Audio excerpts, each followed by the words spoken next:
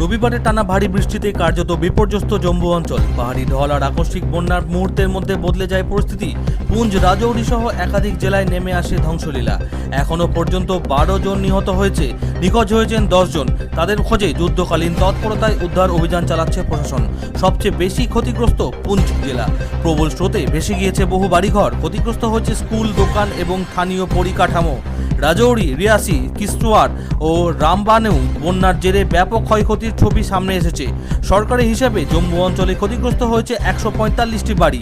বহু পরিবার ঘর ছেড়ে নিরাপদ আশ্রয়ে যেতে বাধ্য হয়েছেন। ইতিমধ্যে বন্যার জেরে ভেঙে পড়েছে যোগাযোগ ব্যবস্থাও। একাধিক এলাকা রাস্তা ক্ষতিগ্রস্ত হওয়ার পাশাপাশি মোবাইল পরিষেবাও ব্যাহত হয়েছে। পানীয় জলের সংকটে পড়েছেন বহু মানুষ। ক্ষতিগ্রস্ত হয়েছে কৃষিজমি ও জনপরিষেবার বিভিন্ন পরিকাঠামো।